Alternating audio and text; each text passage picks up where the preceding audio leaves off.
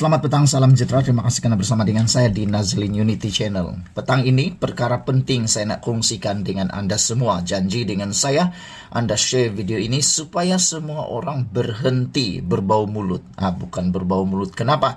Tapi berbau mulut asik-asik nak tumbangkan kerajaan. Rupa-rupanya ini ialah proses yang perlu dilalui. Memahami bagaimana sebenarnya proses menjatuhkan kerajaan. Apabila Anda faham perkara ini, apabila Anda share video ini, apabila Anda kongsikan video ini kepada ramai orang, saya percaya termasuk walaun akan bertaubat terus daripada bercakap tentang nak tumbangkan kerajaan.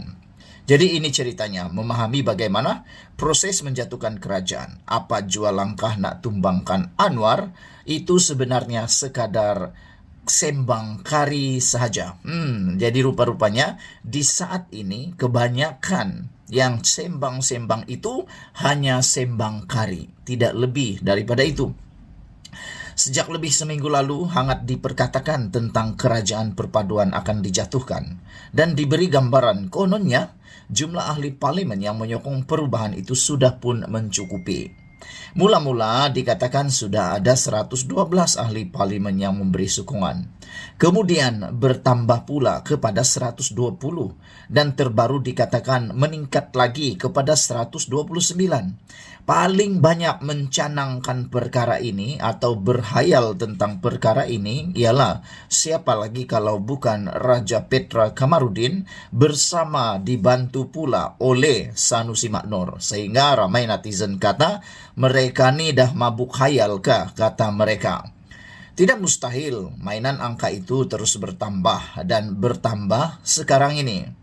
Bayangkan daripada 69 ahli parlimen Perikatan Nasional sahaja yang ada bersama dalam blok pembangkang sekarang, tidaklah pula diketahui siapa daripada blok kerajaan yang ingin menambahkan angka itu kepada sekurang-kurangnya 112 atau lebih daripada itu. Atau dengan kata lain, siapa 43 pengkhianat yang mahu tumbangkan kestabilan negara Malaysia.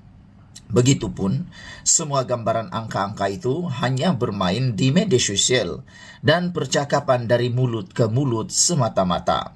Diketuai oleh siapa lagi kalau bukan Raja Petra, dibantu sekali lagi oleh Sanusi Maknor. Tiada mana-mana pemimpin blok pembangkang yang berani mengesahkannya setakat ini. Pokoknya, jika sudah cukup angka dimiliki, kenapa tidak diumumkan secara rasmi? Kerajaan benar-benar boleh dijatuhkan. Nak tunggu apa lagi? Tunggu bulan jatuh ke riba? Dalam kemelut ini yang dijangka berterusan lagi entah berapa lama lagi, kerana manusia secara umumnya suka kepada kabar angin dan adanya pergolakan, mari kita memahami bagaimana sesebuah kerajaan itu boleh dijatuhkan. Video ini khas untuk semua orang yang ada di Malaysia yang meminati politik, yang meminati kestabilan negara, dan juga paling penting kepada semua walaun untuk Anda memahami bagaimana sebenarnya proses untuk sesebuah kerajaan itu boleh dijatuhkan. Jangan hanya sembang kari, tak faham apa-apa, cakap sini sana, sembang sini sana, tapi satu benda pun Anda tak faham. Terus dipengaruhi, terus dibohongi, terus ditipu oleh orang-orang tertentu yang kononnya mencanang kerajaan ini akan tumbang esok, minggu depan, tahun depan, bulan depan, bahkan tiap-tiap harilah mereka kata begitu. Mengikut perlembagaan, pelantikan Perdana Menteri adalah atas budi bicara yang di Pertuan Agong, atas kepercayaan baginda bahawa seseorang itu memiliki sokongan majoriti daripada 222 ahli parlimen, iaitu lebih daripada 112. Muhyiddin pernah tidak diyakini oleh Istana Negara untuk dilantik bagi kali kedua sebagai Perdana Menteri selepas PRU 15 lalu. Walaupun telah menyenaraikan jumlah sokongan yang mencukupi melalui SD atau akuan bersumpah. Agong kemudiannya lebih meyakini Anwar Ibrahim mempunyai sokongan majoriti untuk dilantik sebagai Perdana Menteri berdasarkan perakuan ketua-ketua parti terhadap pengerusi Pakatan Harapan itu. Bermakna di sini, kuasa budi bicara Agong itu adalah muktamad dan membawa atau menghantar sejumlah SD kepada Istana Negara tidak lagi membawa sebarang makna. Namun demikian, meski Agung mempunyai kuasa budi bicara melantik seorang Perdana Menteri, tetapi Baginda tidak diberikan kuasa untuk memecat Perdana Menteri.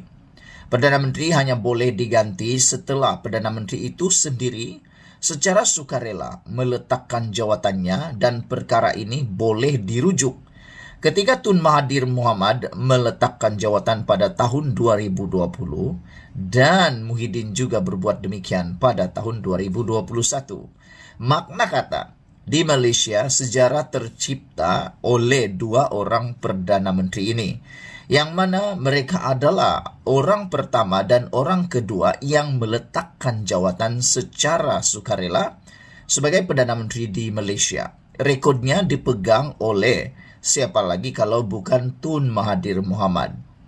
Rekod kedua dipegang oleh Muhyiddin Yassin yang telah menjadi Perdana Menteri paling pendek yang ada di Malaysia. Dalam hal ini, jika benar Blok Pembangkang sudah mempunyai jumlah sokongan yang mencukupi untuk menjatuhkan kerajaan, selain ia perlu diumumkan secara rasmi untuk pengetahuan terbuka, ia juga perlu dilakukan melalui usul undi tidak percaya di Parlimen. Tanpa usul undi tidak percaya, Perdana Menteri tidak boleh dijatuhkan kerana Perdana Menteri tidak boleh dipecat atau dipaksa untuk meletak jawatan, walaupun 2-3 orang TikTokers menjerit setiap minit mengenainya, atau berapa banyak sekalipun SD dihantar ke Istana Negara. Silap Tun Mahathir dan Muhyiddin dulu ialah mereka cepat sangat meletakkan jawatan tanpa melakukan usaha lain untuk mengekalkan nikmat yang sedang disandang. Silap mereka ialah mereka tidak mencadangkan undi tidak percaya di Parlimen. Mereka sebenarnya tidak perlu letak jawatan secara tergesa-gesa. Dengan demikian, cakap-cakap kononnya Blok Pembangkang sudah ada SD mencukupi, itu hanya layak dicampak ke dalam sungai saja buat ketika ini, dan tiada asas sama sekali untuk mempercayainya. Melainkan ia dapat dibuktikan dengan segera melalui keberanian mengemukakan usul undi tidak percaya. Sekarang baru bulan Januari dan Parlimen dijadwalkan bersidang pada 26 Februari depan, dan jika usul undi tidak percaya mau dikemukakan, inilah tarikh yang paling hampir untuk menjatuhkan kerajaan. Dua isu di sini. Pertama, beranikah Blok Pembangkang melakukannya? Yang kedua, sesuatu usul yang hendak dibawa itu perlu memenuhi 3 syarat utama. Perkara tertentu, berkepentingan ramai dan perlu disegerakan.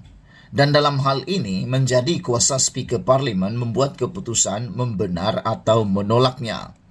Dengan 3 syarat tersebut, terutama syarat perlu disegerakan, senang cerita, Speaker lebih diberi kuasa untuk menolak daripada membenarkan usul undi tidak percaya itu. Jadi, bagaimana nak jatuhkan Anwar dan menukar kerajaan? Anwar dengan slogan lawan tetap lawan yang sudah sebati dalam dirinya diyakini tidak akan mudah mengalah, bahkan tidak perlu melayan apa jua desakan. Tambahan lagi, kerusi Perdana Menteri itu sendiri sudah diidamkannya selama lebih 25 tahun lamanya serta banyak ranjau dilaluinya. Malah, Anwar sebagai Perdana Menteri masih ada pilihan lain boleh dilakukan sebelum beliau mungkin dijatuhkan, yaitu dengan segera membubarkan Parlimen, dan perkara itu pernah berlaku dalam kemelut politik Sabah sebelum ini. Apapun, untuk lebih mendamaikan jiwa, lebih baik dianggap semua gegak gempita atau pelbagai langkah kononnya kerajaan akan jatuh itu sebagai sembang kari semata-mata. Ia terlalu jauh daripada mungkin menjadi kenyataan, dan detik paling munasabah untuk melakukan perubahan kerajaan ialah pada PRU 16 pada tahun 2027 akan datang. Daripada asyik melayan telinga mendengar sembang kari tak ada titik sedemikian rupa, jauh lebih nikmat jika kita di waktu hujan begini pergi melayan makan kari bersama kawan-kawan yang sehati sejiwa. Ditulis oleh Sabudin Hussein, dimodified atau diubah suai oleh Nazilin Unity. Sekian dulu untuk kali ini. Jangan lupa tinggalkan komen Anda, tekan butang subscribe. Malaysia kita punya, kita juga sama-sama cintai Malaysiaku. Bye-bye.